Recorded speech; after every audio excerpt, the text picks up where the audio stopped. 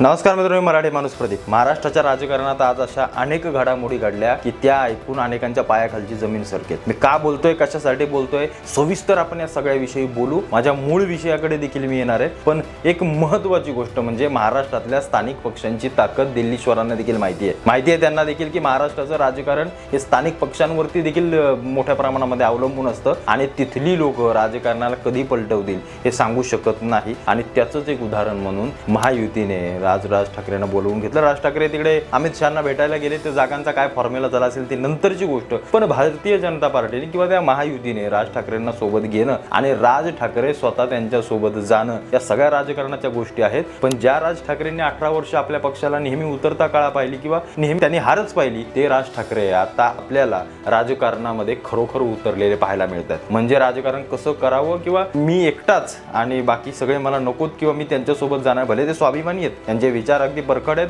थेट आहेत, पण कुठेतरी आज ज्या गोष्टी घडल्या त्या राज ठाकरेंना पूर्वीच करायला पाहिजे होत्या आणि ते राज ठाकरे आता आपल्याला खरोखर चांगल्या आणि उत्तम अशा ट्रॅकवर चालताना दिसत आहेत। पण सगळ्यात महत्त्वाची गोष्ट ती म्हणजे अमित शहा हे भारतीय जनता पार्टीवाले किंवा हे सगळे महायुतीवाले राज ठाकरेंना एवढं सोबत घेत आहेत। काय नक्की राज ठाकरेंची ताकद आहे, काय त्या माणसामध्ये आहे किंवा ते पक्षाचं बाजूला सोडू, राज ठाकरे यांची खरी ताकद काय या सगळ्यांना माहिती आहे। त्या गोष्टीविषयी आपण सविस्तर बोलूया। सगळ्यात महत्त्वाची गोष्ट म्हणजे महाराष्ट्र नवनिर्माण सेना मराठी करणारा पक्ष आहे, म्हणजे मराठी लोकांसाठी मराठी सगळ्या गोष्टींसाठी झटणारा हा पक्ष आज खऱ्या अर्थानं महायुती सोबत जाऊन देशाच्या एका पातळीवरती उभा राहिला। ही काही साधी गोष्ट नाहीये, त्यांना एक सीट देव दोन देव पुढच्या गोष्टी झाल्या, पण महायुती सोबत जाणं राज ठाकरेंना खरोखर फायद्याचं ठरेल हे माझं वैयक्तिक मत आहे। कारण थोडासा इतिहास जर पाहिला ठाकरे घराण्याचा तर तो फार झंझावाती आहे, फार म्हणजे अगदी त्या गोष्टींमध्ये मला असं वाटतं जो ज्याला माहिती आहे, ज्यानं तो काळ पाहिलाय, ज्यानं आज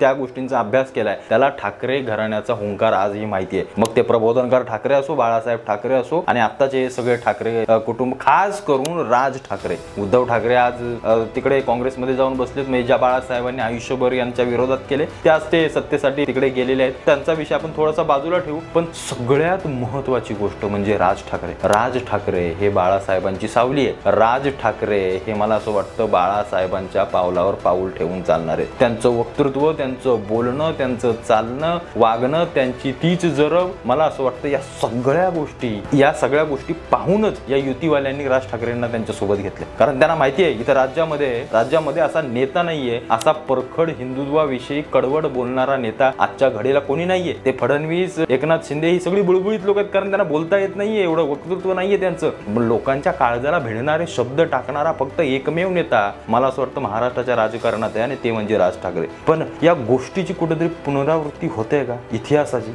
चला थोडंसं मागे जाऊया। बाळासाहेब ठाकरेंच्या काळामध्ये जे बाळासाहेब अशीच सारखी भूमिका घेऊन उतरले होते, म्हणजे राज ठाकरे त्यांच्याच पावलावर पाऊल ठेवून चालतात, त्यामुळे त्यांनी देखील 18 वर्ष बाळासाहेबांचीच भूमिका चालवली। पण याच बाळासाहेबांनी या सगळ्या भाजपवाल्यांसोबत जाऊन किंवा RSS या सगळ्या हिंदू विचारांच्या भूमिका घेऊन सत्ता देखील भोगल्या, सत्तेमध्ये त्यांचे नेते देखील राहिले आणि आज तागायत ती शिवसेना बाळासाहेबांच्या त्या विचारांवरती तगून राहिली। ती आतापर्यंत म्हणजे उद्धव ठाकरेंच्या इथपर्यंत, आता फुटली तो विषय वेगळा आहे, पण आता बाळासाहेबांचे खरे विचार, बाळासाहेबांची खरी शिवसेना म्हणून लोक आज राज ठाकरेंकडे पाहतात आणि त्या गोष्टीची पुन्हा पुनरावृत्ती होते। कारण राज ठाकरेंना समोर पाहणं म्हणजे साक्षात बाळासाहेबांना पाहण्यासारखं आहे, म्हणजे ज्यांनी पाहिलं असेल त्यांना ती सगळी गोष्ट जाणवत असेल। आणि राज ठाकरे मला असं वाटतं अगदी तंतोतंत बाळासाहेबांचं राजकारण खेळत आहेत। म्हणजे आता त्यांचं जे जाणं आहे 18 वर्षानंतर किंवा काय 17-18 वर्षानंतर पक्षाची सगळी गोष्ट पाहून ती गोष्ट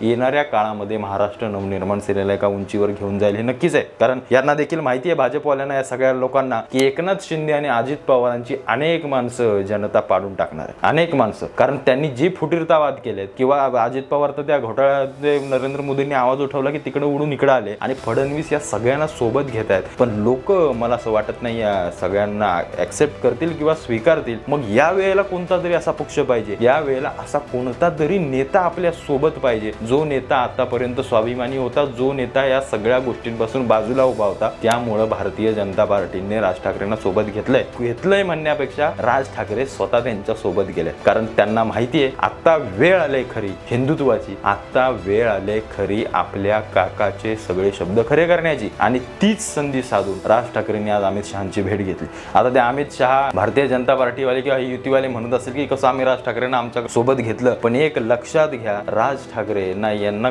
ऐकणार आहेत ना कोणाला ऐकणार आहेत। त्यांच्या काही कठोर भूमिका द्या पुढे अशाच चालत ठेवतील असं मला तरी वैयक्तिक वाटतं। जरी त्यांनी यांच्या सोबत कितीही हात मिळवणी केली तरी त्यांचा एक वेगळा वचक, त्यांचा एक वेगळा आवाज इथून पुढे महाराष्ट्र नक्की पाहिल आणि खरोखर या गोष्टीची गरज राज ठाकरेंना होती। आणि आता खरं हिंदुत्व आणि कडवट प्रकारचं हिंदुत्व राज ठाकरेंना दाखवावं लागेल। उगाच काहीतरी थोडंफार बोलून थोडंफार कुरवाळून चालणार नाही। ज्या प्रकारे बाळासाहेबांनी सडेतोड आपल्या भाषण शैलीतून या देशाला संपूर्ण संबोधित केलं, या देशातील सगळे विषय अगदी परखडपणे मांडले, त्या पद्धतीची गरज राज ठाकरेंकडून आहे। आणि त्यासाठीच म्हणून भारतीय जनता पार्टीने राज ठाकरेंना घेतलंय। महाराष्ट्रापुरतं घेतलेलं नाही, तुम्हाला समजत नाही याच्या मागचं राजकारण। कारण राज ठाकरेंसारखा नेता या देशात नाही बोलण्यासारखा, म्हणजे असं देशात कोणताही नेता घ्या आताच्या घडीला त्याच्याकडे अशा दर्जाचं वक्तृत्व आहे ते राज ठाकरेकडे आहे आणि ते त्यांनी ओळखलंय, हेरलंय। पण या सगळ्या गोष्टींच्या दरम्यान राज ठाकरे स्वतःची एक वेगळी प्रतिमा हिंदुत्वाची निर्माण करतील आणि ती इतकी भयंकर कडवट असेल त्याचे पडसाद येणाऱ्या काळामध्ये आपल्याला दिसतील आणि त्याचा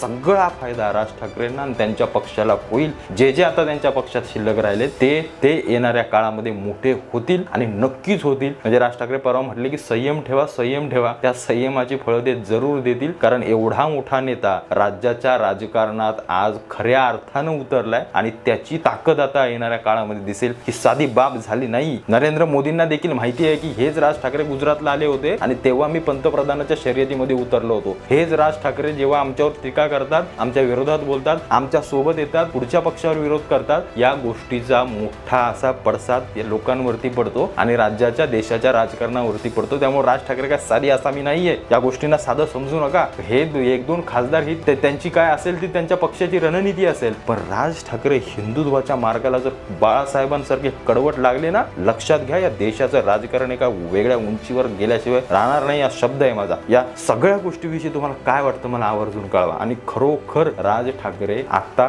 त्यांच्या मूळ स्वरूपात यायला लागलेत। हे सगळं पाहताना हिंदू म्हणून, मराठी म्हणून आणि खरोखर राज्याच्या राजकारणात एक असा मोठा नेता आता उदयाला येईल याचा एक मला आनंद होतोय। आणि खरोखर मला असं वाटतं सर्वांनी राज ठाकरेंच्या विचारांची, राज ठाकरेंच्या या व्यक्तीच्या मागे उभं राहावं। ते बाकी ज्यांचे विचार काय मला त्याच्याशी घेणं नाही, पण राज ठाकरेंसारखा अभ्यासू नेता, राज ठाकरेंसारखा बोलणारा, परखड बोलणारा, सत्य बोलणारा नेता आजही या राज्याच्या राजकारणात आहे। आणि अशा नेत्याची खरोखर गरज, जो विकासाला देखील साधेल, जो सगळ्या गोष्टींना सोबत घेऊन जाईल आणि जो खरोखर मराठी माणसाचं देखील हित पाहिल, असे नेते आता आपल्याला मोठं करणं फार महत्त्वाचं आहे आणि राज ठाकरे त्यांच्यातलं एक नाव आहे। म्हणून मी माझ्या कॅप्शनला सांगितलं की बाळासाहेब आता पुन्हा जिवंत होत आहेत। तुम्हाला आता बाळासाहेब पाहिजे आहेत ना, काहीच दिवसांमध्ये त्या सगळ्या गोष्टींची झलक तुम्हाला दिसायला लागेल। आणि बाळासाहेब ज्यांनी पाहिले नसतील आजच्या तरुण पोरांनी, त्यांना राज ठाकरेंच्या रूपामध्ये बाळासाहेब अनुभवता येतील। तसेच बाळासाहेबांचे ठाकरे फटकारे, तशा सगळ्या गोष्टी आपल्याला पाहायला मिळतील। त्यामुळे येणाऱ्या काळामध्ये या राज्याच्या राजकारणाला, देशाच्या राजकारणाला ठाकरे घराण्याचा पुन्हा एकदा आवाज ऐकायला मिळेल, पुन्हा तोच हुंकार आणि त्या सगळ्या गोष्टी ऐकायला मिळतील, हे मात्र लक्षात ठेवा।